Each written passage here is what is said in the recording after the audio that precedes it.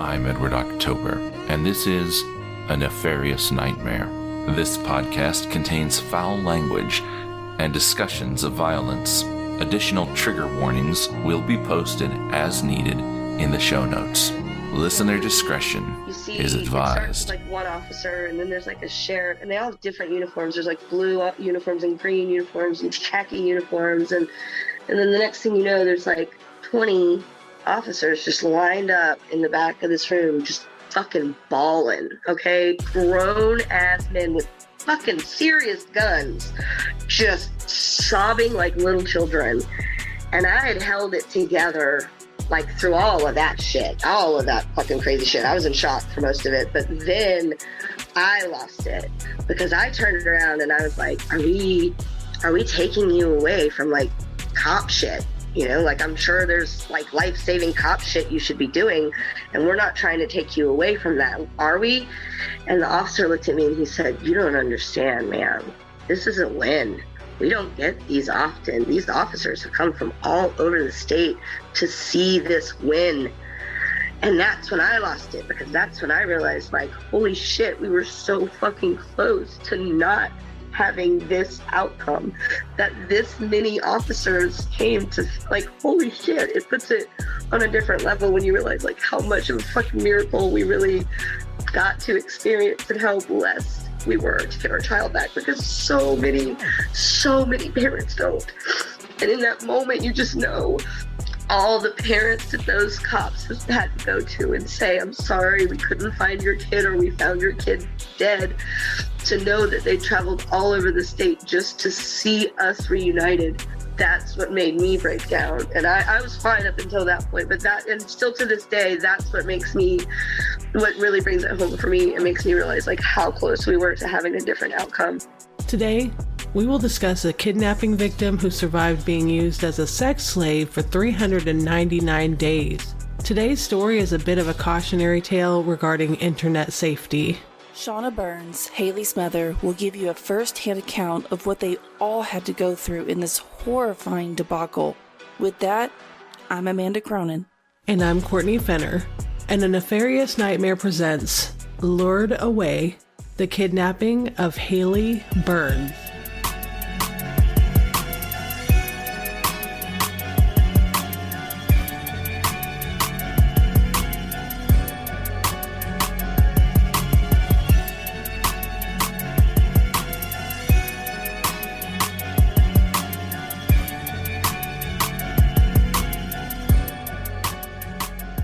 Friendly reminder to you all, if you love us and love our show, please rate and review us 5 stars on Apple Podcasts. This is essential to our daily work of getting these stories out there and heard. These ratings and reviews increase our visibility, which in turn make us do better each and every episode we release. To those of you who have rated and reviewed us, thank you so much from the bottom of our hearts. We absolutely do appreciate you. Today's story will be lengthy, as there are so many facets to this we need to cover. I want to start out by giving a heads up that Haley now identifies by the name of Alaska, so you will hear her mother use those 2 names interchangeably. We also want to give a disclaimer to those of you who would be in the BDSM community. In no way do we, A Nefarious Nightmare podcast, nor our guest, Shaunna Burns, hold the BDSM community to blame for what happened to her daughter. You will hear the community mentioned in this podcast because the BDSM community just so happened to be an interest of the offender. We do realize that the actions of this offender does not represent the BDSM community as a whole. To add to that, we also ask our listeners to not judge the BDSM community, because for the most part, like any other community, there is a good communication and rules that they have to follow. In fact, most people in the BDSM community, just like any other community, are your average, everyday Joes. The offender is extremely rare exception to that. My everyday existence for the entire 13 months that I was away was mostly horrific abuse. I was not treated like a human being. I had a dog collar. I was trained with a dog clicker. He called me his dog. Told me to lie down, bark when he told me to bark. If I fought back, he'd hurt me. The punishment for that was with my arms behind my back and my knees underneath me. And before we begin, what would we be if we didn't include some facts and statistics on kidnapping and also sex trafficking?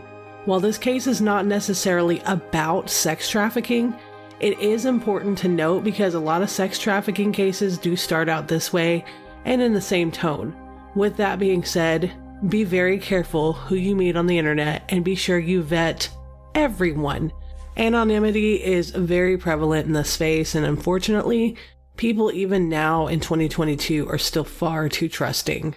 According to our sources, every 40 seconds a child goes missing or is abducted in the United States.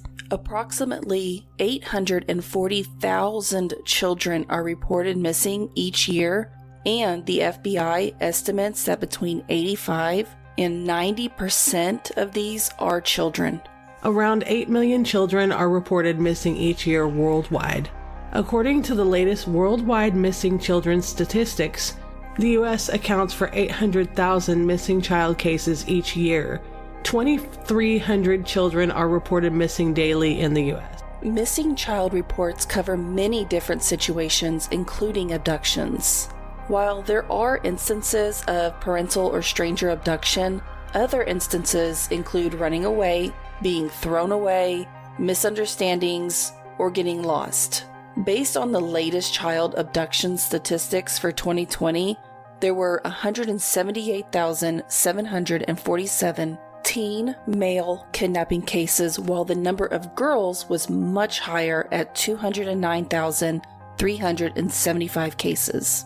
Also, according to our sources, which will be linked in the show notes, statistics show that teens between 12 and 18 account for 80% of all parental and stranger abductions in the U.S. When it comes to the cases of children reported missing, less than 1% are taken by someone they don't know. The vast 91% of missing cases are runaways, as child kidnapping statistics show, while family abductions make up to 5% of missing children. Based on reports from the FBI over the last 10 years, fewer than 350 children were abducted annually by strangers, despite the high-profile news coverage of many cases. And in this case, she was abducted by a stranger, so it's just weird. 57% of children abducted by strangers make it back home. While stranger abductions are more difficult to prevent and intercept, the majority are still returned home alive. Child abduction rates show that since stranger abduction is most often a premeditated act, it involves using techniques to lure the child to come willingly with the perpetrator, only to be victimized later. Of the 26,500 missing children in 2020, 1 in 6 were likely involved in sex trafficking. Sex trafficking is a pertinent issue in regards to child abduction cases, and the majority of the time, the trafficker is someone close to the child, such as a guardian, parent, neighbor, or friend of the family. A fast response to missing child cases is the key to bringing kids home safely. According to children kidnapping statistics, in 74% of abduction murder cases, the children were harmed or murdered within the first 3 hours. Check that. 3 hours of being abducted. Also, according to our sources, sex trafficking statistics based on the data gathered from 155 countries, it offers the first global assessment of the scope of human trafficking and what is being done to fight it. According to reports, the most common form of human trafficking, which takes up 79%, is sexual exploitation. The victims of sexual exploitation are predominantly women and girls. Surprisingly, in 30% of the countries which provided information on the gender of traffickers, women make up the largest proportion of traffickers. In some parts of the world, women trafficking women is the norm. The second most common form of human trafficking is forced labor at 18%. Although this may be a misrepresentation because forced labor is less frequently detected and reported than trafficking for sexual exploitation. Worldwide, almost 20% of all trafficking victims are children. However, in some parts of Africa and the Mekong region, children are the majority, up to 100% in parts of West Africa. To define child trafficking, it is the recruitment, coercion, transportation, transfer, harboring, or receipt of children under the age of 18 for the purpose of exploitation. According to the U.S. Department of State 2019 Trafficking in Persons Report, 77% of trafficking victims are exploited within their county of residence. If you would like to read up on more information regarding these statistics, we will be including every relevant source in the show notes. Today, we have my friend Shaunna Burns, who I actually met through my friend Casey. Shout out to Casey. Originally, we were going to discuss this case with the lawyer team I worked for back in 2018 and 2019, but life happened. But thank God for this podcast. So, here she is to discuss what happened with her daughter, Haley Burns, or, well, Alaska.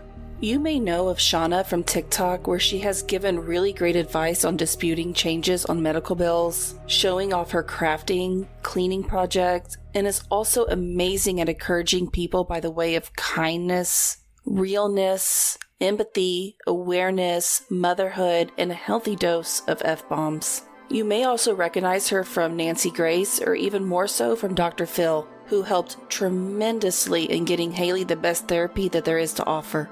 And with that, here is Shaunna. My name is Shaunna Burns. I try to do nice things. I try to put nice energy out. I try to be a loving, kind influence for people that don't have that in their life.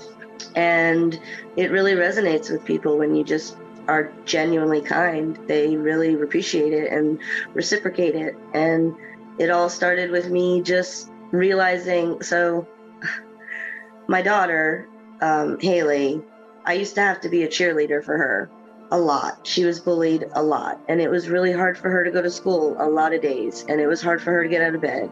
And on those days, I really had to do my best at cheerleading. And I thought one day, what if there are kids out there that are in her position, but that don't have somebody that's telling them that they're beautiful and amazing and wonderful and that you're unique and special. And even if people don't see it in your life, that doesn't mean it's not true. And I thought, well, I'll just do like a little morning pep talks. So I just started doing morning pep talks, and those really, really were very popular with people. And then I started helping people with medical debt. And now I help people with anything that they ask me that I can help them with, I do. From cleaning to crafting to couponing to anything that I can help you with, I will help you with it. I do try to be everyone's mom. Yes, that is a fair statement.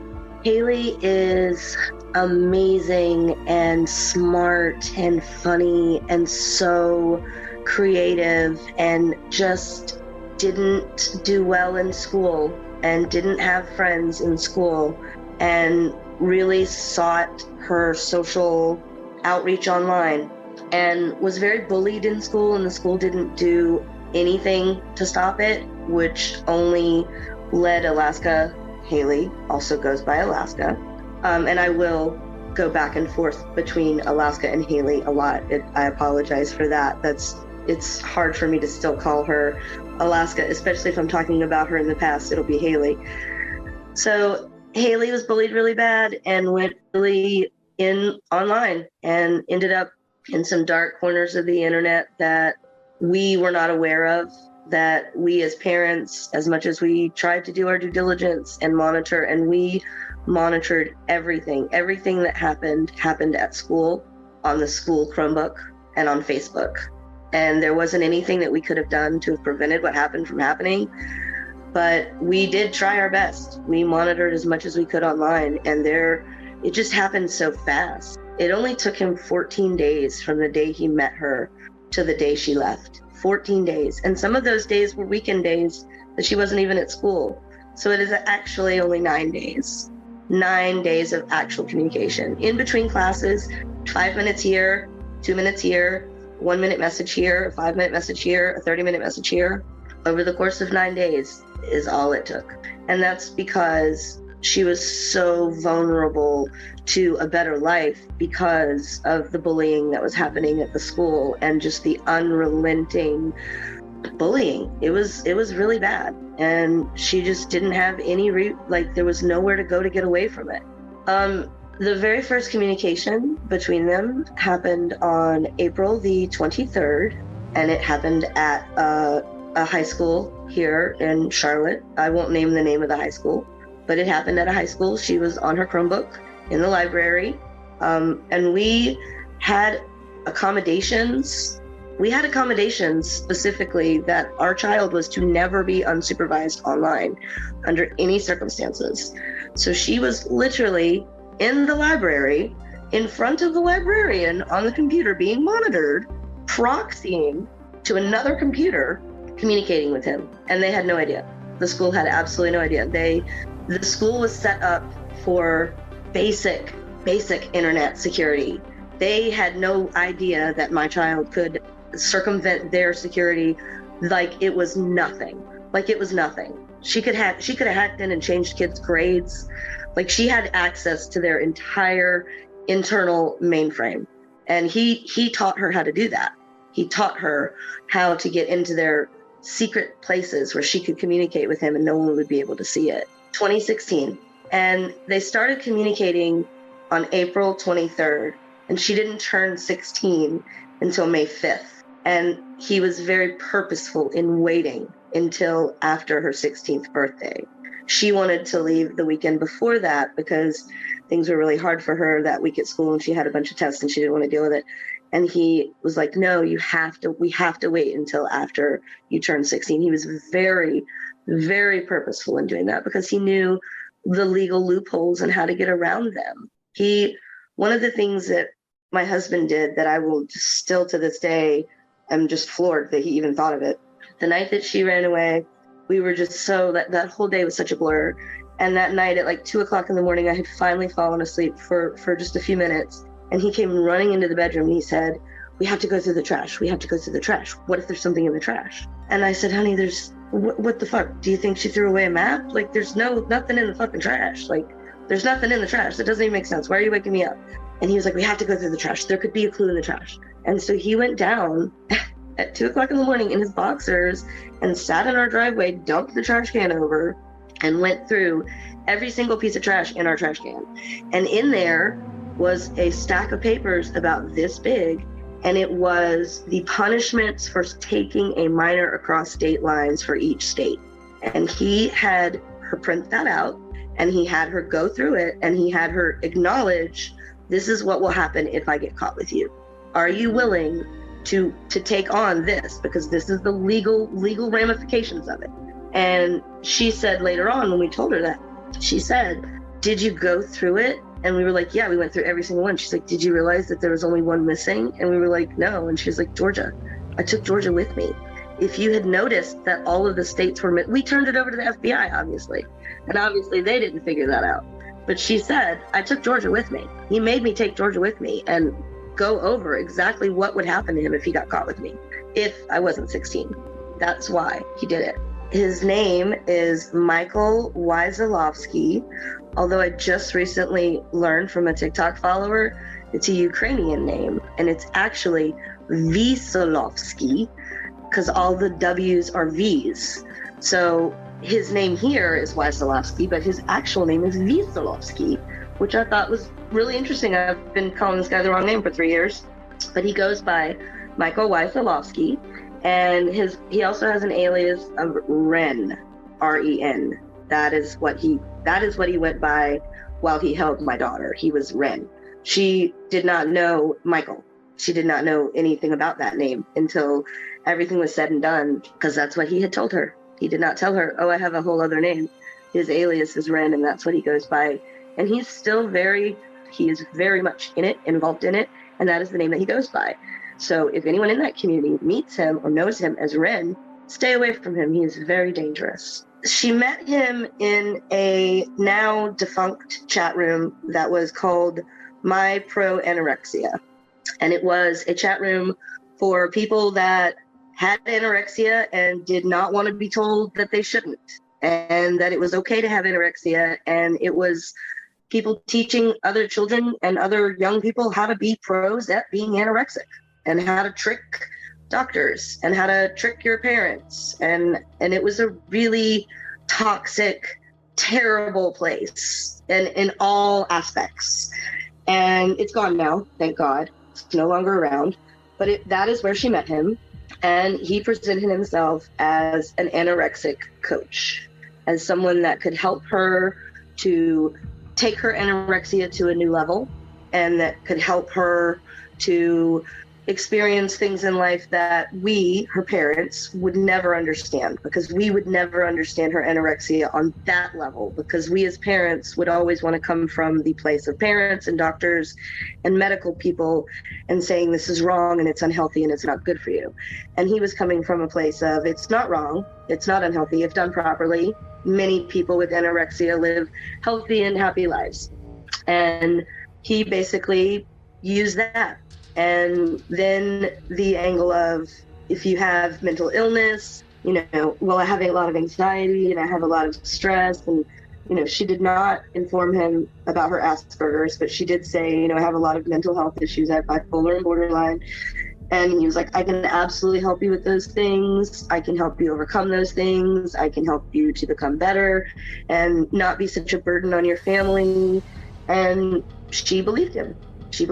And this spiel is a spiel that he had used on other women before. He had 10 other victims before my daughter, and 6 of them had voluntarily gone to him as an anorexia coach.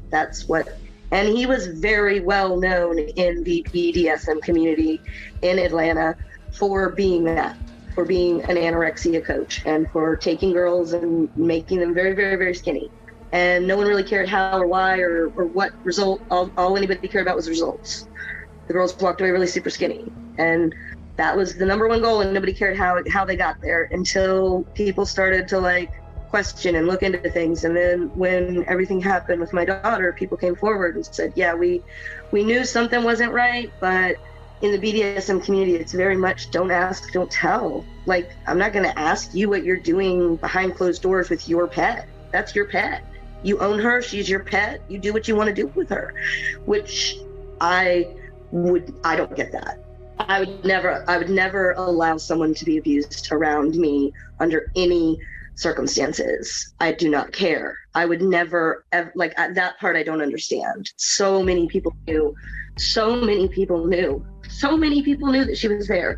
There were 4 roommates at one time living in the same house with them. They had house parties where hundreds of people would come over. So many people knew, and nobody said, maybe something's not right about this situation, because that's just taboo to do. It's taboo to question someone else's kink or whatever. That part I don't understand. And the signs were there. I mean, he had been banned from certain conventions. There are certain things that he was not allowed to be at because of inappropriate behavior. The signs were there. If anyone with any deductive reasoning at all had looked at it from holistic standpoint, they would have immediately known there's something not right here. I 100% consider him the worst case of narcissism. The worst case. He has absolutely no empathy for any of his victims, not just my daughter. There were many other women, and he has no empathy for them. They were playthings to him. He's done playing with them, so they have absolutely no significance to him. He has no regard for the damage that he's done to these women, the lifelong damage. He does not care. He still enjoys the fact that he's able to get away with things that he shouldn't be able to get away with because of his connections. He is very much skirting the line of, I know what I can do and what I can't do, and I'm going to do exactly what I can do before I cross that line. And not that I would ever commit a terrible crime like this, but if I ever did, I would never want to do it again. I would be so oh my God, I'm so sorry, I would never commit that crime again. And this person is literally I'm gonna commit the crime again. Oh yeah, and I'm gonna get away with it again. And it's really frustrating because he probably will commit the crime again, and he probably will get away with it again. My understanding is that his sister-in-law is in law enforcement, that his brother's wife is in law enforcement, and that they own and live in the house that all these terrible things happened to my daughter in. They own and live in that house. A police officer knows what happened to my daughter and chooses to live in the house that all those things happened to her in. They didn't sell that house. They could have sold that house, but they choose to live in it. And it's just, I don't understand it. I don't understand it at all. That's why, and we know this because when he was in his, so we violated his probation, and I violated his probation. I called the probation officer. I turned him in. It was me that did it. So he stood in front of the judge and said, Your Honor, I had 5 days to get rid of anything. If I had known, I should have gotten rid of this. I had 5 days. I had 5 days prior notice that you were coming. I didn't think I needed to get rid of this piece of evidence. I thought that this was my evidence, that I could keep it.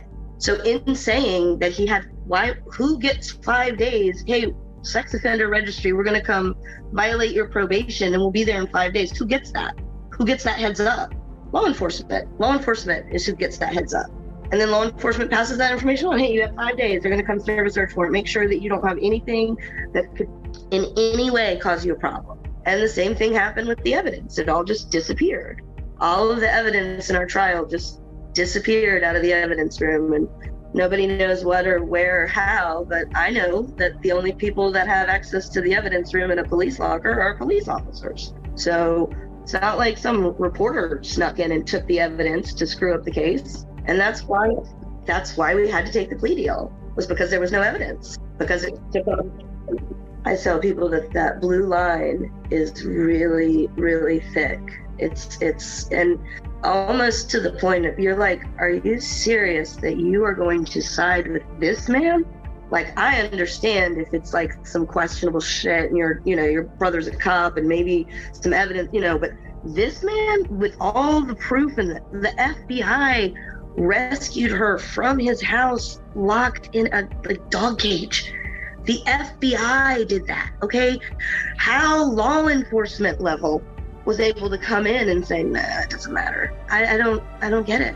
I don't get it. And in the courtroom, there were 13 of us. There was myself, my husband, Alaska, and the 10 other women. And he had 40, 50 people on his side. Almost all of them were law enforcement. And that's really intimidating to know, like, going into it, like, before even the judge is in the room, you got 40 or 50 people that are mostly law enforcement on his side, and there's 12 of you over here trying to fight this fight that's the right fight. Like, you've got the evidence on your side, you've got the good on your side, but yet evil is gonna win this. And you just know in that moment, when he gave him time served and let him walk, we knew that that was it. Like, that was it. They just didn't think that what he did was wrong. And that's why we didn't fight to go to trial. People are like, oh, the parents just gave up. The parents let him walk away. We couldn't go to trial without any evidence, first of all. Our district attorney literally looked at my daughter and said, I don't believe you, and I don't think a jury will either. I had to be escorted out by security because I went across the table at him, and I was like, are you fucking kidding? You don't talk to her victim advocate was just sitting at the end of the table. I said, are you not going to advocate for the fucking victim here? She didn't say anything when the DA said that. So I said, I'm not going to let you talk to my daughter that way. And I said, I disagree with you. Right now, at that time, the Brett Kavanaugh thing was going on. And I said, right now, consent. And I was like, you're telling me that this guy's being brought up on charges of sexually harassing some girl in college 20 years ago, and you don't think you can prosecute this case right here? I think right now is the best environment to do this in, right now, with the Me Too movement and all of this going on. And he said, I'm not going to do it. I'm not going to go to court. I'm not going to risk it. And I'm not going to try it. And so we had no choice but to take a plea deal. And we said at that time, we gave him two options. We said, we will either hire our own attorney and go to court with this and screw you. We will hire a private attorney, or he will go on the sex offender registry for life because he will do this again. And our district attorney came back and tried to trick us Our district attorney was very shady in this whole process, but this part was incredibly shady. There are different levels of the sex offender registry. There's a level 1 and a level 2. And our district attorney said, we should get him in on level 1. He'll be more monitored on level 1. And we, of course, were like, well, that makes more sense, yes. So we go into the courtroom and the judge says, I see here you're trying to get him on level 1. I'm not going to let that happen. This man is dangerous. He needs to be a level 2. So I look at my husband and I go, what is he talking about? Is level 1 not the best? Like, you'd think level 1 is the highest, and our district attorney presented it that way. But level 1, they're only monitored for 6 months after release, and then they get to walk away like nothing happened. And that's what our district attorney wanted for him. They wanted him to walk away after 6 months like nothing had ever happened. And we were like, absolutely not. And we fought and fought and fought to get him on the sex offender registry. And then I had to fight and fight and fight to even violate his parole. And when they did the search in his house, by the way, which he lives with his mother on the premises of a high school, which should violate his parole, but it doesn't, because he has special permission to live with his mother on the premises of a high school where high school kids walk through his yard all the time. That's okay. Nobody has a problem with that because he has to live with his mom. They found drugs and guns in that house, but those all belong to his mother. So they didn't actually violate his probation, even though both of those things should have. It didn't, because those actually belong to his mother. I mean, it's like they go out of their way to not violate his parole, to not find violations. They had absolutely no choice but to violate his parole based on the evidence that they found. Otherwise, they would not have violated his parole and he would have never gone to jail. The only reason he did any time in jail was because of me insisting on violating his probation. Otherwise, he would be he's walking free now, but he would have been walking free this whole time. Yeah, she didn't know him at all. She'd never met him until the day he picked her up off the freeway. Well, and that's the whole reason why I want to tell the story, is because, you know, if I can stop one kid from thinking that maybe I can go off and it'll be okay, maybe it'll be safe. It's not going to be okay, and it's not going to be safe. It's going to be fucking dangerous, and don't do it.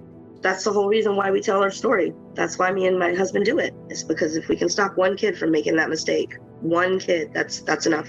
This nightmare started on May 23rd. Haley went to a school that was really far away. She'd been bullied in our school district, so we finagled some school paperwork and got her into a school in another district, which took literally an hour and a half to drive to every morning, and she had to be there at 7 a.m. So don't ask me why they start school so early here. They do. They start at 7 a.m. So I had to get her up at 5 to get on the road by 6 to get her to school by 7. So it was a very early morning for us every single morning.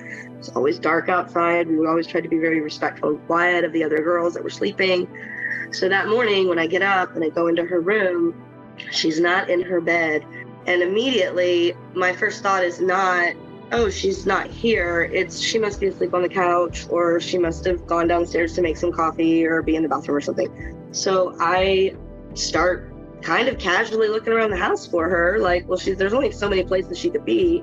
And then once those places got ticked off, then it started to be more of a like, well, maybe she's in the bed with the sisters, and where could she be? And then I got really panicky, and I was like, well, maybe she's in the van. Like, maybe she's sleeping in the van. Like, maybe she wanted to sleep extra, so she went to sleep in the van, so then she could just sleep on the way to school. And my brain is just making these cartwheels of like, there's got to make some rational excuse for where she is. And then when I looked in the van and she wasn't there, and I'd searched the entire house, I knew immediately that she wasn't in the house. But this is a child that will not go check the mail without me. This is a child that will not go to a register without me.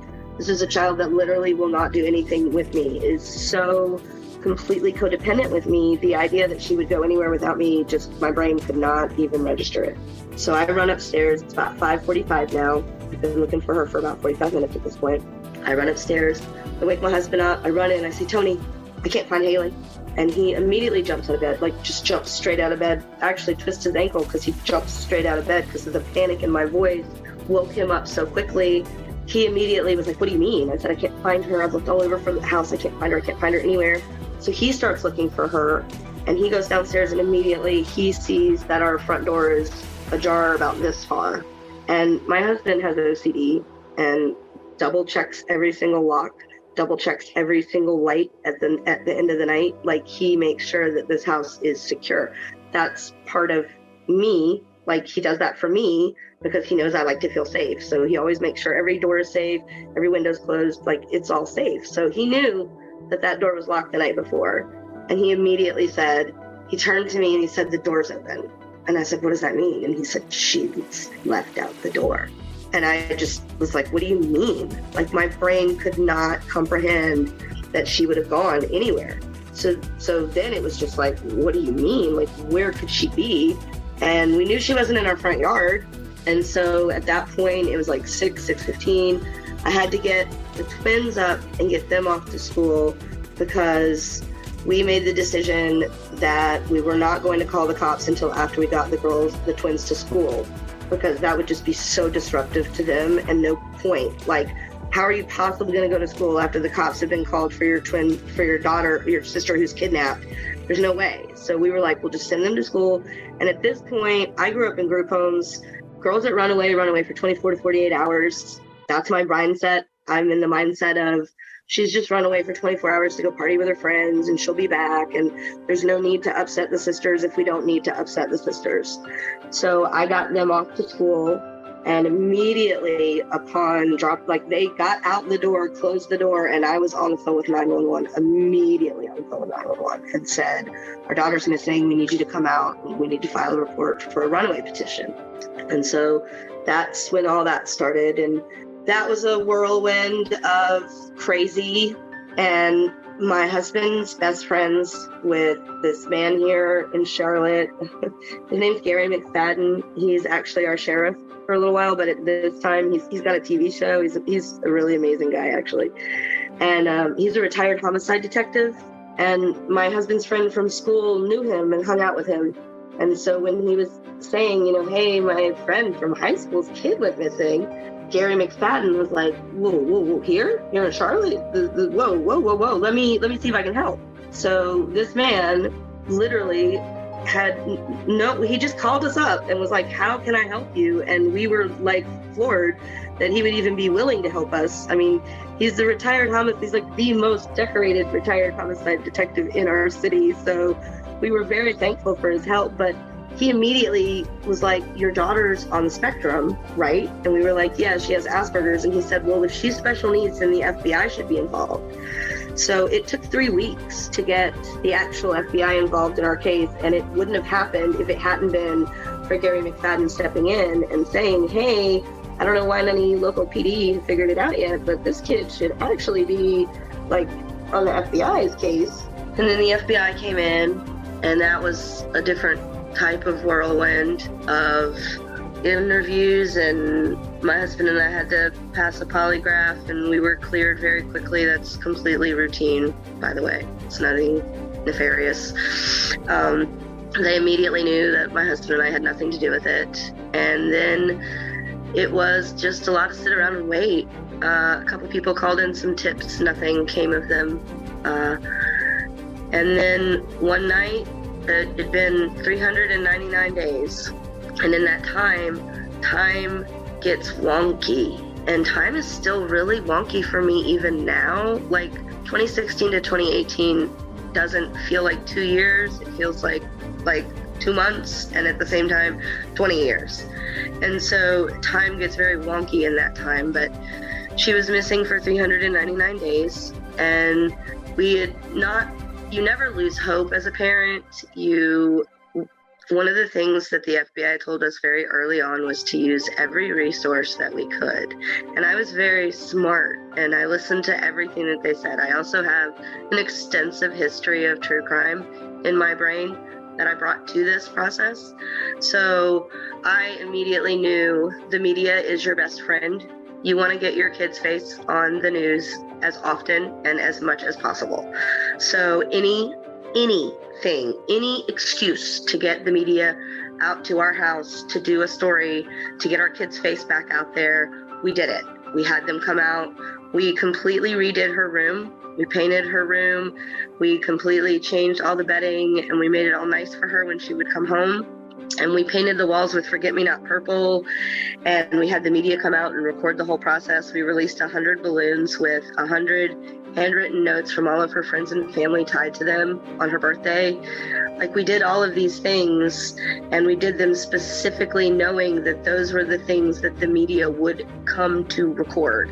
So I put every bit of those on my YouTube channel, which I have a YouTube channel and it's very small, and I never try to promote it because it's just ridiculously bad. It's like me couponing from like 2016, and like the girls, like when they're little, and it's I don't even promote it because it's boring. I don't even watch it. But the whole purpose of my YouTube channel was I had a bunch of friends that were living very low income, and they did not believe me that they could feed their kids good food and on a food stamp budget and on couponing. They did not believe me, and I was like, let me make videos to show you that you can extreme coupon and actually feed your family.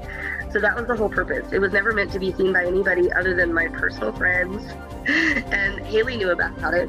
So I would post all of our news stories. I would post, like, there's a video that's to Haley from Dad where he's basically just like, we really miss you and we want you to come home and our life isn't the same without you. And that not only helped us to get through those 399 days, because you can't not do anything. You have to do something to at least feel like you're doing something to find your kid. Otherwise, you go crazy. You literally will go insane. So I posted those videos on YouTube, not thinking anything about them. The FBI was monitoring them. There were videos that had way more views on them than other videos. Like, I have one where I'm saving baby rabbits, and those videos, it's nothing. I save animals all the time, but those videos had thousands and thousands of views on them. So the FBI suspected that she might be watching those videos. And they were like, if there's videos that she would watch, which ones would she watch? So they were monitoring my YouTube pretty closely, and we didn't think anything about it. And then one day, it was at 8:14, we're watching the movie Space with Ryan Reynolds. I'm eating salmon from Shaunna's, and I get a text message that comes through on Facebook from someone that I don't know. I have a public Facebook. That's another thing when your child is missing. Everything has to be public. You have to answer every single phone call, even if it's spam, because you don't know. Your kid could have gotten a hold of the phone and have that one opportunity to call you. So every bit of communication, you are very, very open to every bit of communication. And so this message came in and it said, this is going to sound crazy. My name is Kat. I live in Romania. I know where your daughter is. She's in danger and we need to help her. And I immediately grabbed my husband, because I was laying behind him on the couch. I grabbed his shoulder and he was playing Call of Duty, and I said, turn your game off right now. Turn that off right now. And he knew immediately. He was like, what's going on? And I said, I just got a message from a lady in Romania. She says she knows where Haley is. So he immediately, my husband was like, oh my God, it's her. And I was like, the FBI warned you about this. They tell you, people will message you and say, I know where your kid is, but you got to send me money. Or I'm a psychic and I know where your kid is, but, you know, I need to talk to you for 3 hours or whatever.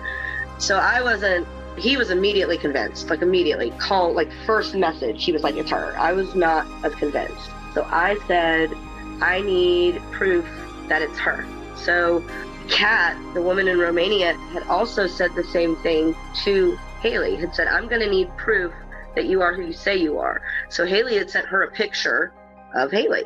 And so then she forwarded that picture to me, and I said, okay, that is definitely my child, but that does not mean that you are in communication with my child. You could be holding my child. Just because you have a picture of my child doesn't mean you are actually in communication with my child. So I said, ask Haley something that only Haley would know.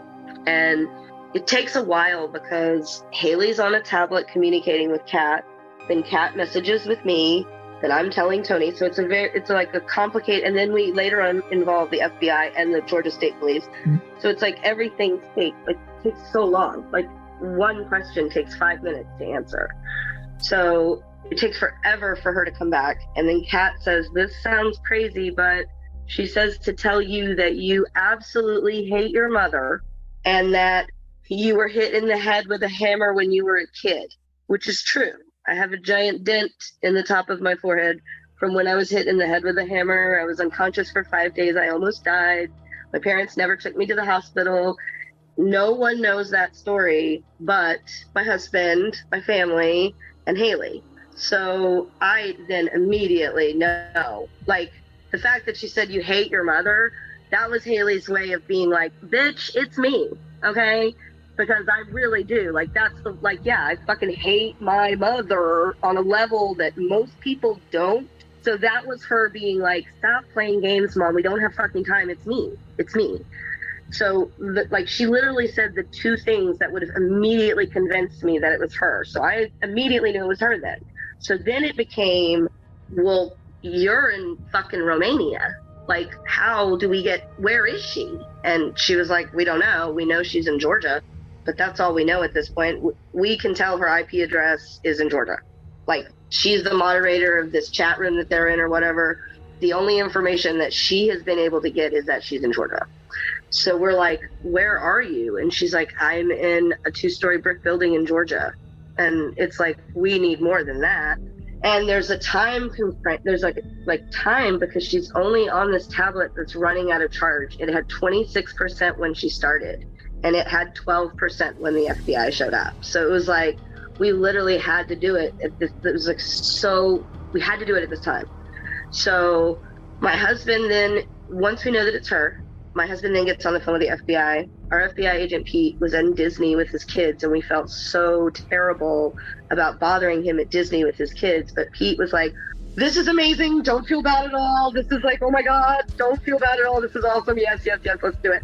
So Pete then gets on the phone with the Georgia State Police and the Georgia local police, and they're basically like, we'll dispatch, but we need more than a 2-story brick building. Like, we can't dispatch to that. Like, you got to give us something. So then I'm on the phone, or I'm on trying to chat with Kat, trying to get information from Haley. So, do you hear planes? Do you hear trains? Are there boats near you? What sounds do you hear? Is there a local pizza place that he orders from? And no, nothing like that. He orders from Papa John's. You know, there's nothing. It's not like some local specific to this place pizza place. So then I'm just like frantically like trying to think of any way to figure out where she is. So I said, what do you see when you look out your window? Because I'm thinking like, honestly, I'm thinking like Doctor Who, like CCTV, like what are the buildings? Like what is the skyline? Like there's gotta be a way. If you give me the information, I can find you. So what do you see when you look out the window? And she said, well, there was this like thing a couple weeks ago, and he let me take a picture out the window, so I can send you that picture if you want. And I was like, yes, send me that picture. So she sent me a picture of what it looks like out of her window. And you can see like this much of the end of the street sign, like here, and then there's a cross street. And at the end of the cross street, at the very end of the cross street, there's a white truck, and in front of that white truck is a teeny tiny white sign. No one else that looks at this picture is ever able to see the sign until I'm like, it's right there. And then they're like, oh yeah, it is right there. But that sign, that's what I saw. I saw that sign, and I said, what if that's a for sale sign? And my husband was like, it's not a for sale sign. It's probably some like True Green, some yard pest control sign. I was like, but what if it's a for sale sign? And he was like, okay, what does that mean? So then I got on Google and I looked up houses for sale on streets that end in these 3 letters, and boom, a house pops up. And I say, that is that house right there, 5 houses down from them, south is that house. So then they're like, okay, we can dispatch to that. We have an address, we can go there. So then they go to that house. Now at that time, we think we're sending them 5 houses down. I had actually looked up the actual house that she was in, because he had just bought it. I just didn't know. I literally dispatched them to the exact house that she was in, thinking that I was dispatching them 5 doors down. So they got a little confused when they got there, because they think they're 5 doors down, but they're actually at the house. And they're driving around. It's like 2 o'clock in the morning on a Saturday night in rural Georgia. There are no street lights. There are no lights. There are no porch lights. It is dark. It's trees. They can't see anything. So she's communicating with us. We're communicating with her. We're like, they're on their way, baby. They're on their way. They're coming to you. They're coming to you right now. And she's getting scared. She's like, what if he catches me? What if he finds me? What if he kills me? She's terrified. We're like, it's okay. We're going to be there. We're going to be there. We're coming. We're coming to you. We're coming to you. And she says, oh my God, I think I just saw a police officer drive by. And I said, you need to let them know that you're there. So she opened up the window and yelled, boy, out the window. And the police officer saw her in the window. And then she fainted. That was it. She fainted. And then the cops let FBI, Pete, our agent Pete, know, we've got her. We've got the house. It's going to be a while. And then we didn't hear anything for an hour and 49 minutes. And it was the longest hour. Like, we stayed on the phone. We stayed on the line with Kat.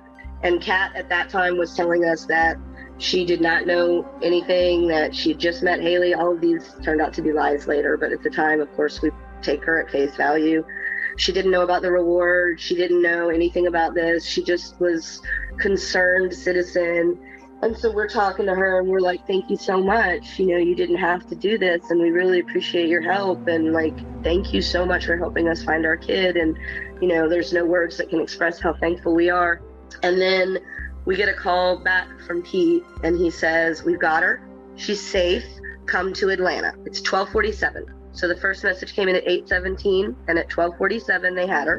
And I said, Pete, Atlanta's a big fucking city. Like, where? And he said, just come to Atlanta. We'll tell you where to get when you get here. And we ended up going to a place called Scottish Rite. It's a hospital in the middle of Atlanta. We went to a police station first. We got her. That was insane. The police station was closed. It was dark. We thought we were in the wrong place. And then this like security gates open up and these officers come out and they're like, are you the Burns family? And we're like, yeah, like who else would we be? Like, you're a closed down police station in the middle of nowhere. Of course we're the Burns family. And they're like, come with us. And they've got her in this room and we walk in and she hugs me in a way that the child has never hugged me before. She hugged me. She put her arms underneath mine and just grabbed a hold of me and put her head in between my boobs and was, I'm so sorry, I'm so sorry, I'm so sorry, I'm so sorry. And we were like, there's nothing to be sorry about. You didn't do anything wrong. No one is mad at you. He had told her that we were mad at her, that we'd filed runaway petitions against her, that if she got caught, we were going to send her to a group home until she turned 18, and that we were so angry at her, we would never speak to her again. And she believed all of those things that he told her.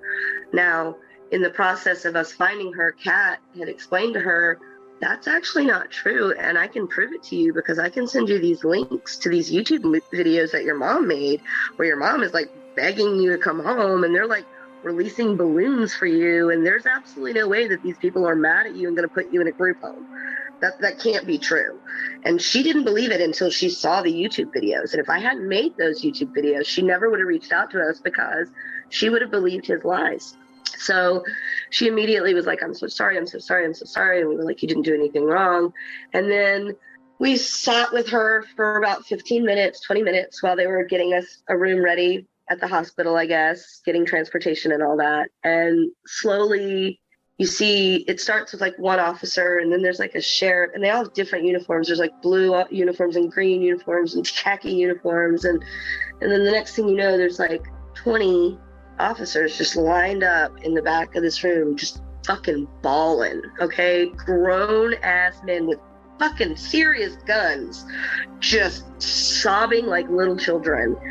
And I had held it together like through all of that shit, all of that fucking crazy shit. I was in shock for most of it, but then I lost it because I turned around and I was like, are we taking you away from like cop shit? You know, like I'm sure there's like life-saving cop shit you should be doing, and we're not trying to take you away from that, are we? And the officer looked at me and he said, you don't understand, ma'am. This is a win. We don't get these often. These officers have come from all over the state to see this win. And that's when I lost it, because that's when I realized, like, holy shit, we were so fucking close to not having this outcome, that this many officers came to, like, holy shit, it puts it on a different level when you realize like how much of a fucking miracle we really got to experience and how blessed we were to get our child back, because so many parents don't. And in that moment you just know all the parents that those cops had to go to and say, I'm sorry, we couldn't find your kid, or we found your kid dead, to know that they traveled all over the state just to see us reunited. That's what made me break down. And I was fine up until that point, but that, and still to this day, that's what makes me, what really brings it home for me. It makes me realize like how close we were to having a different outcome. So then we took her to the hospital, and the hospital in itself was a nightmare. It was not something that I would wish upon any victim. And considering that we were literally escorted in by the fucking FBI, the FBI found her in his house, locked in a dog cage, starved and raped and beaten. So you would think that they would take better like level of care, you know? No, they treated us like shit. I was so appalled at the treatment that we got at the hospital. The doctor came in, the male doctor came in and said to my daughter, "When is the last time you had sex with your boyfriend?" And I said, "I'm outside." No, outside. And I made him, and he was mad. He was mad that I made him step outside. He didn't understand what he did. And I said, first of all, not her boyfriend, her rapist, her like kidnapper. Do you not understand the situation? And he said, yeah, I understand the situation, but from what I understand, it might have been consensual. And I said, that's not for you to say. Secondly, she didn't have sex with him. He raped her. And he said, I'm not going to do a rape kit. I refuse to do a rape kit. And I said, well, you're going to have to find somebody to do a rape kit, because I'm not going to stand in front of a judge and explain why this man gets to walk away from what he did to my child because you refuse to do a rape kit. They made us sit there for 13 hours waiting for a sane nurse. And the entire time they tried to get us to leave over and over and over because they didn't want us to have any evidence against this man. From the get, they were trying to like sweep it under the rug from the get. And I was like, absolutely not on my fucking watch. So we sat there for 13 hours waiting for a sane nurse. Don't ask me why it took that long to get one, but it did. We finally got the sane nurse. They finally came in. They did what they needed to do. And while we were there, they kept coming in and asking questions because they were like serving a search warrant on this place where he'd held her. And it didn't make any sense to them. So they come in and they're like, what's up with all the Jello? And she's like, what do you mean? And they're like, there's like hundreds of things of Jello. What's up with all the Jello? Is it like some weird kinky thing? And she's like, no, I was allowed Jello if I performed certain sexual favors for him, but he starved me and I was only allowed food through sexual favors, and Jello was the easiest one to get. And there were different levels of torture and different levels of sexual things that he would do for different foods, and he starved her. She weighed 83 pounds when we brought her home, so much so that we had to slowly introduce foods back. We had to go to a food therapist and slowly introduce foods, and still to this day she cannot, there's certain foods that she just can't eat, can't touch, can't go near, not only because her body can't digest them anymore, it's just she's triggered by them. So like that was a whole other issue, was the food. And they didn't, like, they kept trying to make it out like it was part of the kink, and she's like, no, it's not that at all. Like, he literally used to starve me. That's part of it, was that's why. But they were like, it doesn't make any sense. And even like questioning her, like questioning her even at the hospital, like, this doesn't make any sense. And it's like, well, I'm not going to make it make sense to you. Why don't you ask the guy who held me for the last 399 days and made those choices? Why don't you ask him why there's 100 things of Jello in the room where he kept me in a cage? Why don't you ask him? Why are you asking me these questions? And I remember at that time we had a different district attorney. His name was Drew Unger, and he took me outside and he said, I want to promise you that this man will never hurt another person as long as he lives. And I looked at him and I said, have you never seen an episode of fucking Special Victims Unit? You can't make those promises, buddy. You can't make those promises. How can you tell me that you promised me? And I was like, and don't placate me because you think that's what I want to hear. These are literally the words that I said to him. I said, I would rather you be honest with me and forthcoming about what we can actually expect to happen here, because rich white guys, they walk away from this shit all the time. I'm not stupid. Don't tell me that he's going to go to jail and never hurt another kid unless you can guarantee it, and you can't. And he was like, I'm going to do everything in my power to make sure that that happens. And he filed 5 felonies against him. That is what our original district attorney filed 5 felonies. And then we're told not to talk to the media, not to talk to anybody about the case. It could ruin the case if we do. It's best to just keep quiet about everything, and that the FBI are not going to handle anything, because why waste federal money if the state of Georgia is going to take care of him, is what we are told. So we trust that the state of Georgia is going to take care of him.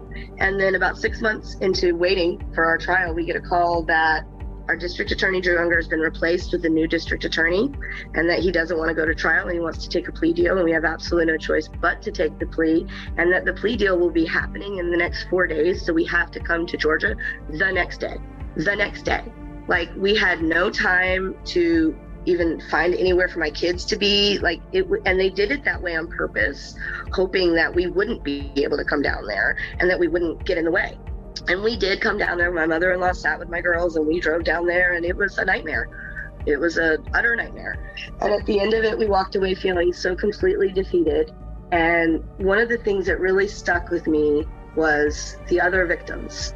And I talk about this on TikTok, but the media, they choose not to talk about this part of it, and it's really fucked up.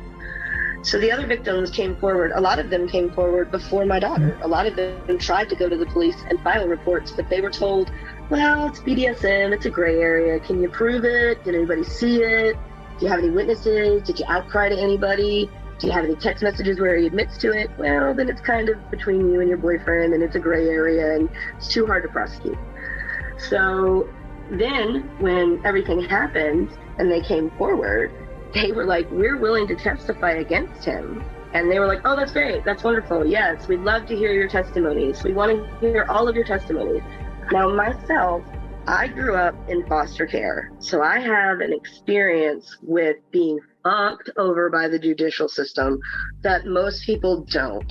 So I went to these women and said, don't be one bit fucking surprised if at the end of it, he changes his mind and says he doesn't actually want to hear from you, because you're not official victims, because there's nothing on paperwork that proves that you're victims. So therefore, there's no record of you in the court. And so I said, just in case, send me your statements. Just in case that happens, send me your victim impact statements. And I had my bullet journal, and I had written my victim impact statement, and then I wrote Alice's victim and Lisa's and Ashley's and all of their victims impact statements behind mine, just in case. And we're sitting in the room getting ready to go back into the courtroom, and they're all ready. And he's like, everybody's ready, everybody's good. All right, let's go do this.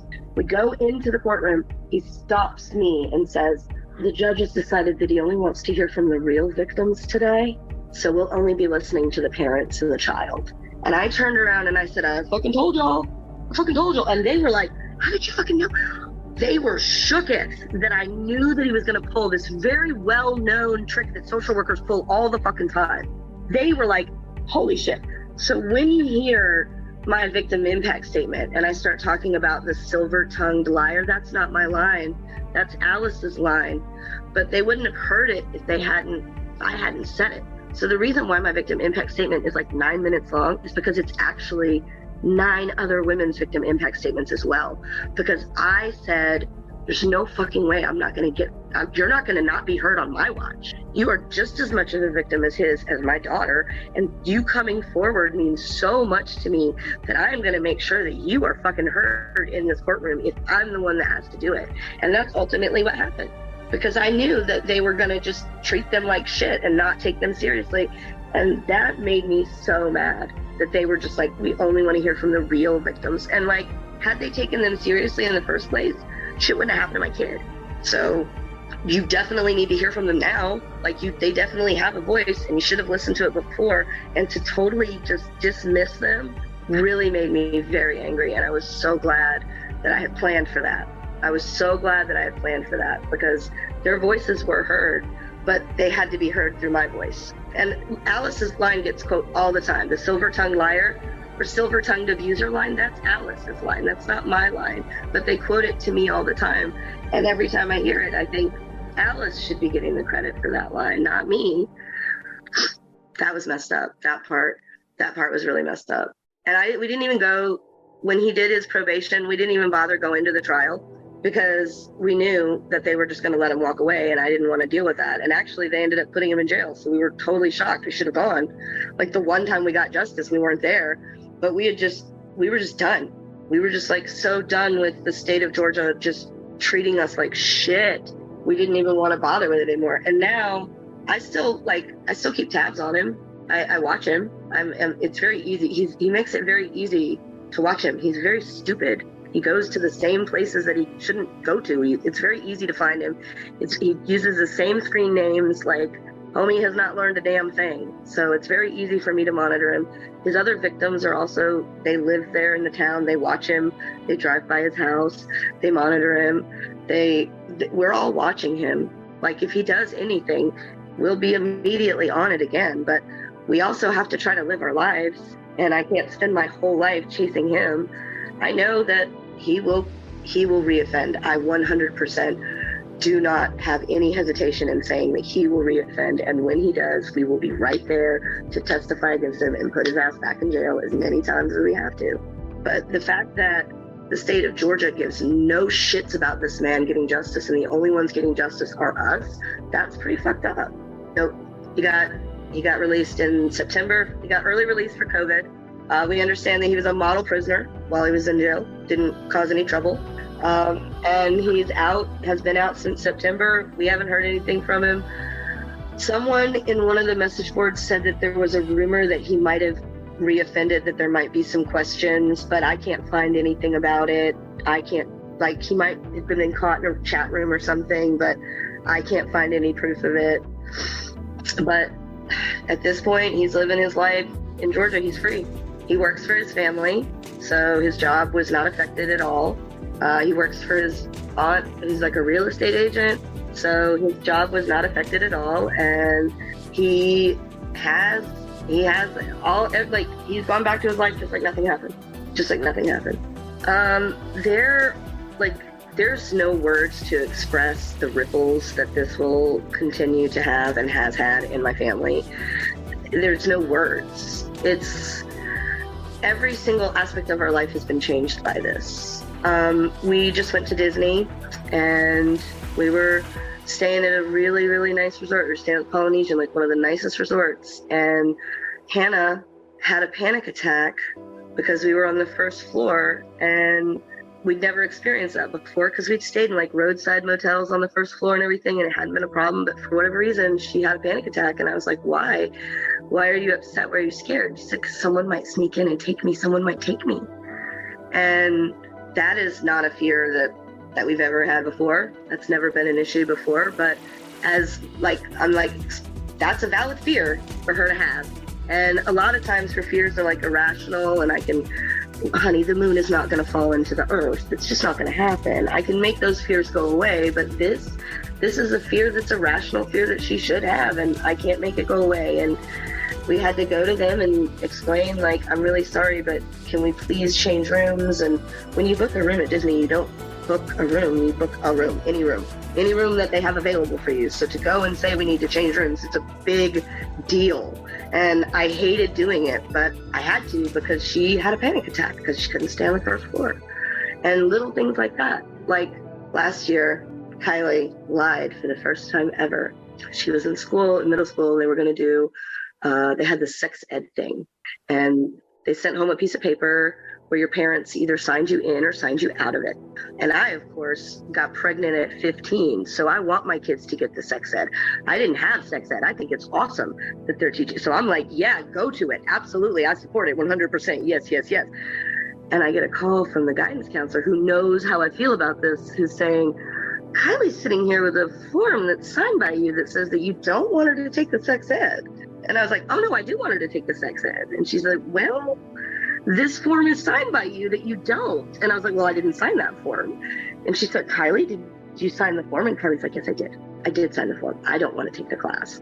And so then I get on the phone and I'm like, honey, you need to take the class. I got pregnant at 15. You need to learn. Like, you need to know. Like, you need to know how to use a condom and stuff. That's what the purpose of the class is. And she's like, Mom, I don't want to know about sex because I don't want to know about what happened to Alaska. And I said, that makes sense, and that didn't even occur to me. Absolutely, honey. If you don't want to take the class, then you don't have, It didn't even occur to me that she would parallel those two things. But in learning about sex, she's also going to learn about consent and sexual assault and rape and all of those things. And she's like, I don't want it. That's too close to home for me. And I was like, valid. Okay, you know what? That's valid, honey. I'll teach you anything you need to know about how to use a condom or whatever. If you don't want to take the class, you don't have to. But just little things like that. Like in that moment, I was like, oh, that's valid. That's valid. That makes sense. That might trigger you. And I didn't even occur to me that can happen. So in that way, it blindsides us all the time. And the trauma, my husband, I still don't sleep.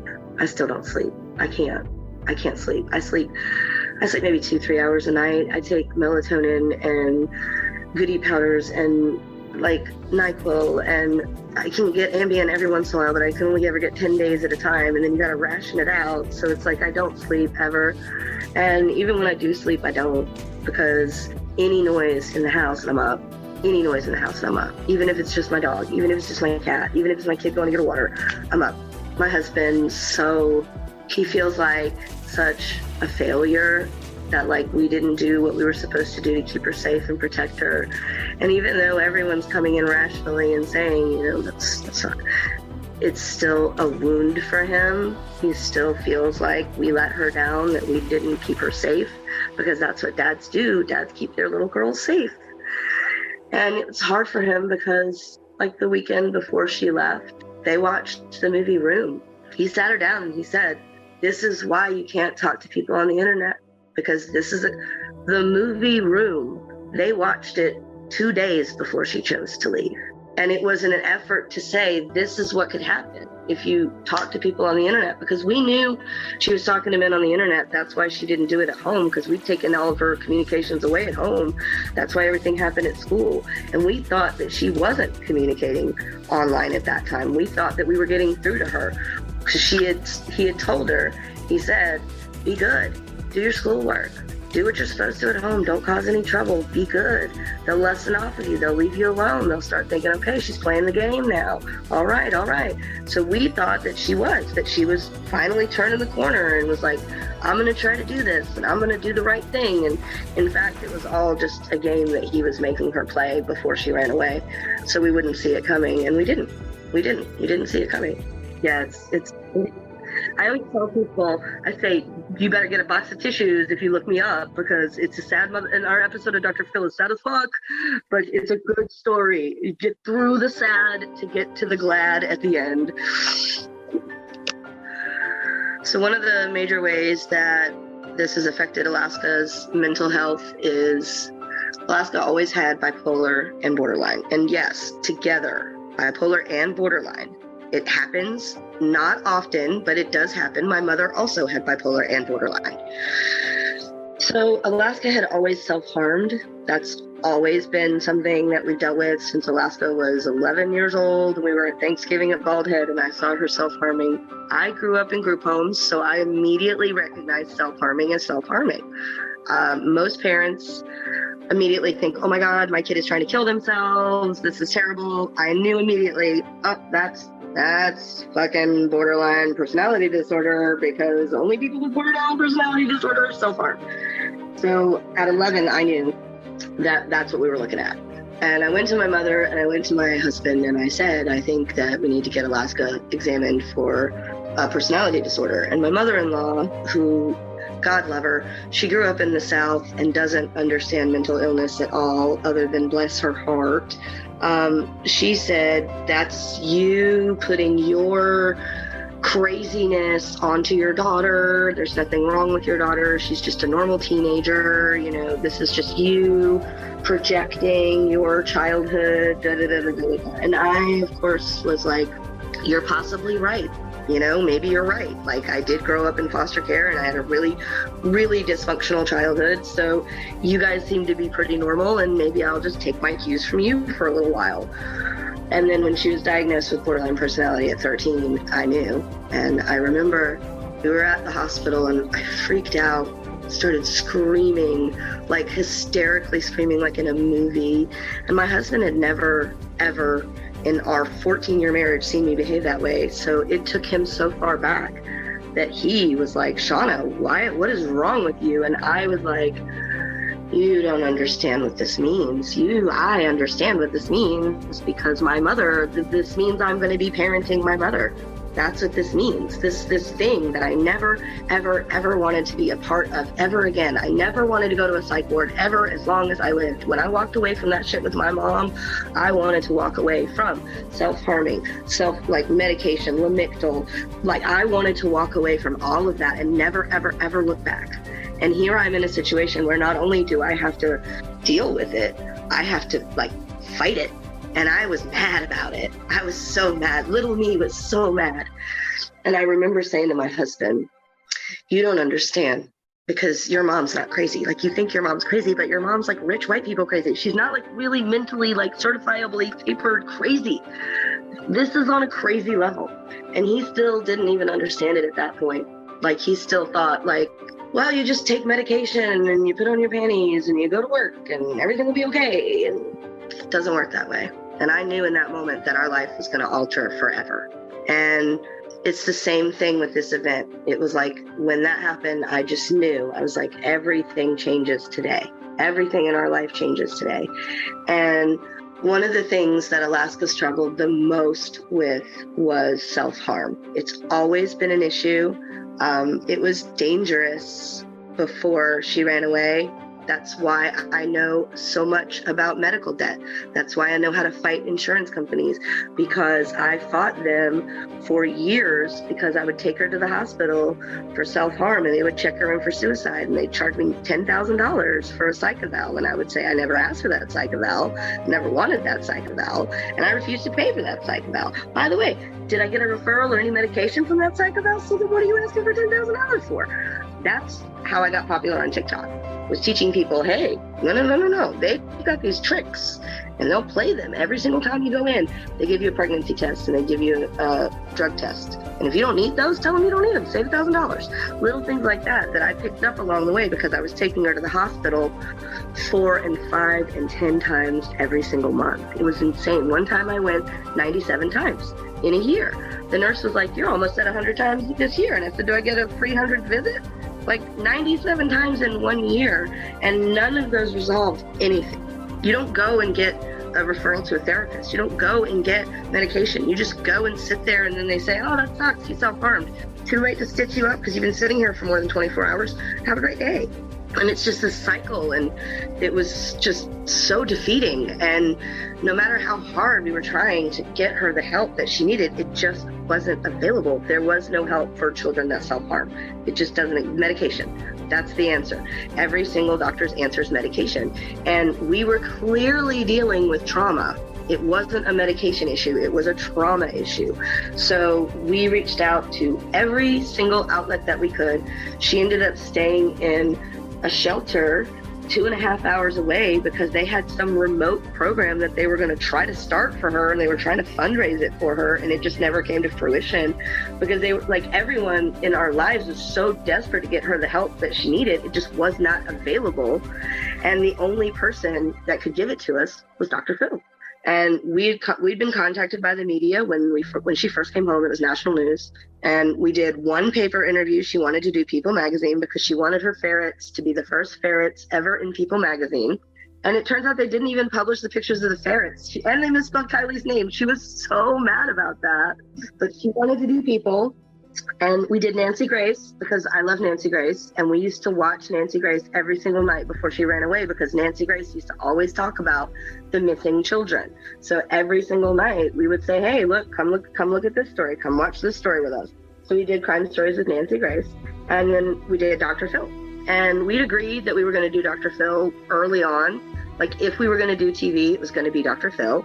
And we needed to make sure that the time was right for Alaska. They wanted us on immediately. We couldn't go on until after the trial. That's just standard. The media, you can't talk to anybody in the media until after the trial. That's standard. And then once the plea went through, it was kind of well, there's not going to be a trial. So there's no reason to keep waiting. So now we'll just do it whenever Alaska's ready. And she was at the shelter in Stanley County trying to get into this program, and it wasn't going to happen. And she called us up and she was like, look, I think we should do Dr. Phil. This was like December of 2019. She's like, I think we should do Dr. Phil. I think it's time. So we called them up and we were like, hey, we think we can do the show now. She's ready, but we want help for her. That's what we want. We want you to put her up in their highest level, Dr. Frank Lawless, highest level of fucking care that you can give her. And I want a minimum of 60 to 90 days, period, because it takes 45 days for medication.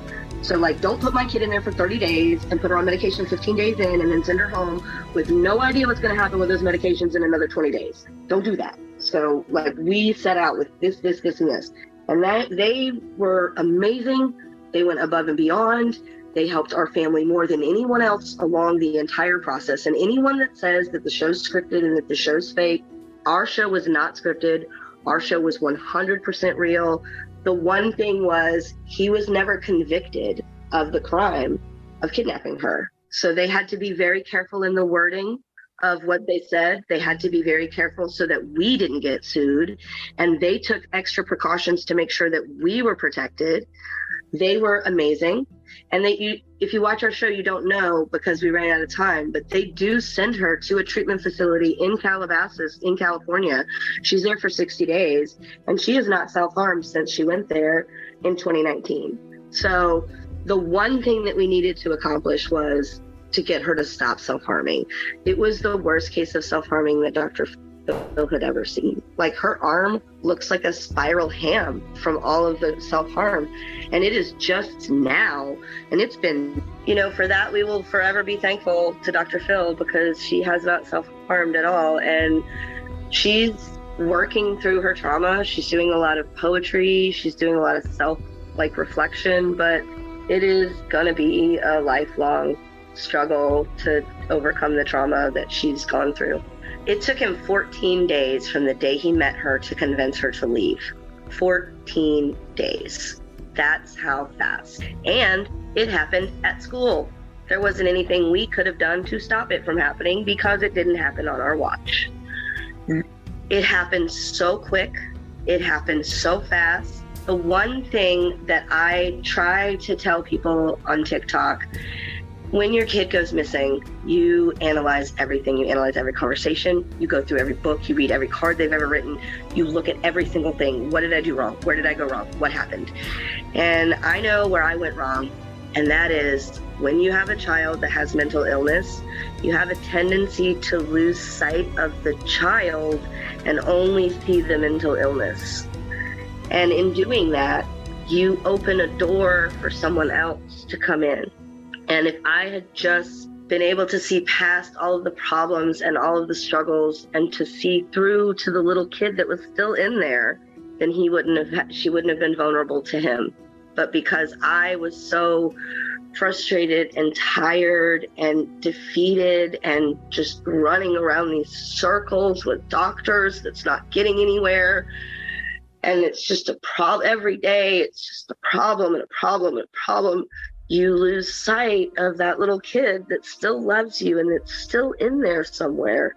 And when you do that, you open the door to them. You let them come in. And I wish that I had known that then. I wish that I'd known to just keep sight of her and never lose sight of her and never let her lose sight of me. Because when she felt like she didn't have me anymore, it made her vulnerable to him. I would hope that any child that is in a position where they're thinking of running off to this fantasy that's going to be better, it's not going to be better, and it may be way worse. And don't do it. Don't. If you're in my daughter's position and you feel like you can't talk to your parents, reach out to somebody. Reach out to me on TikTok. I have kids reach out to me on TikTok all the time because they can't talk to their parents about the problems that they're dealing with, and I make myself available to those kids. There are Mama Tot is another one. There are plenty of people out there that will be social workers, counselors, teachers. Those people are supposed to make themselves available, but they don't always make themselves available. But if you go to them, they're mandated. If you say I'm being abused or neglected or I don't feel safe, they're mandated. They have to help you.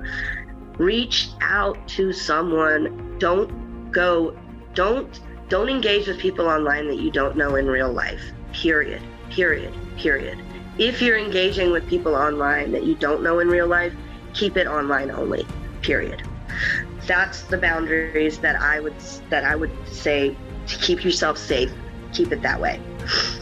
I wish that our story was different, and I wish that I could tell you that we got justice and that he's serving life in prison and that he'll never hurt anybody again, and that we got therapy and that it wasn't a struggle for us to get therapy or justice.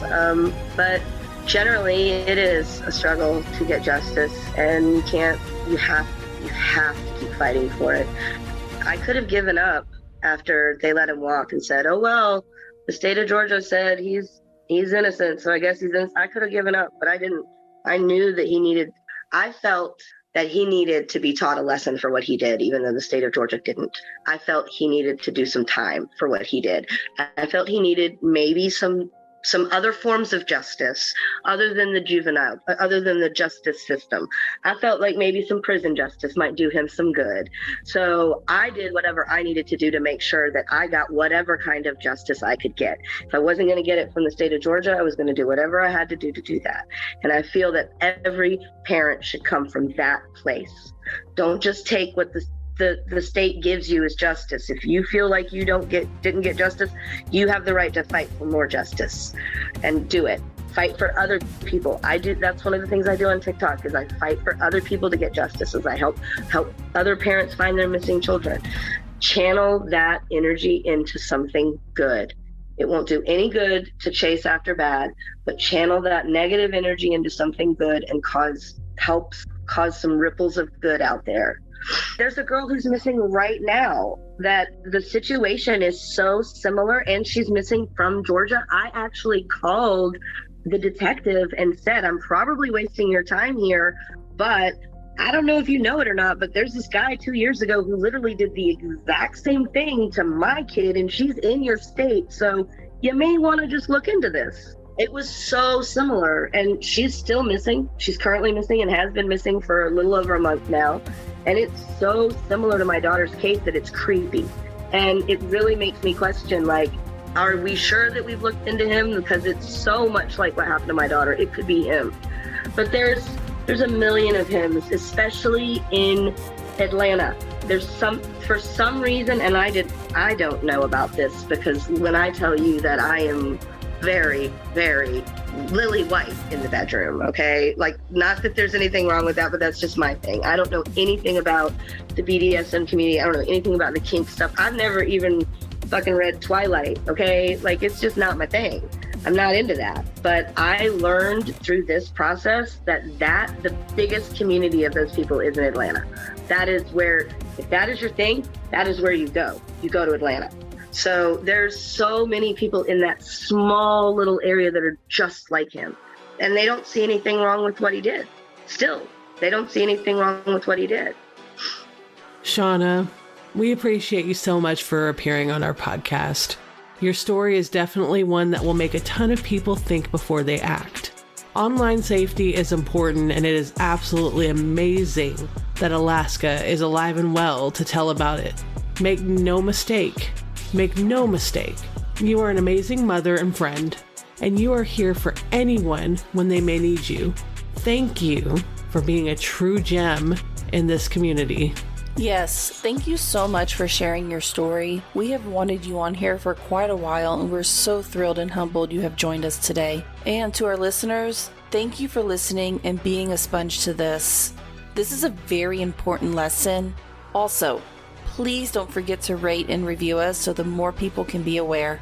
Shaunna briefly mentioned Kaylee Jones, who is missing from Carrollton, Georgia. Before we close out, we're going to include the missing persons poster for her on our Instagram.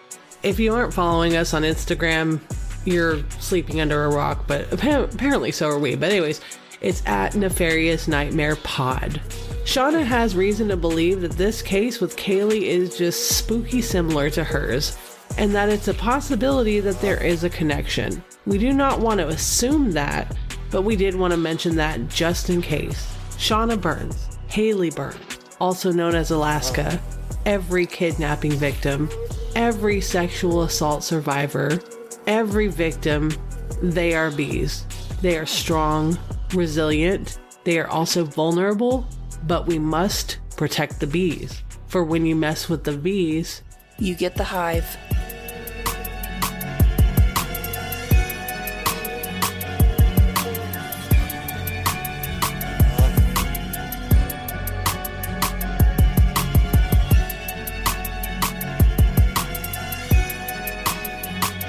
Thank you for listening to A Nefarious Nightmare. Original intro music by Ghost Stories Incorporated. Remixed by Ryan RCX Murphy. Additional music provided by Epidemic Sound. This podcast was researched, scripted, and produced by Amanda Cronin and Courtney Finner. A Nefarious Nightmare is a Cloud 10 iHeart podcast. Managed by A Nefarious Nightmare, Sim Sarna, and Jamie Rice of Murderish and Dirty Money Moves. Thank you again for listening, and be vigilant.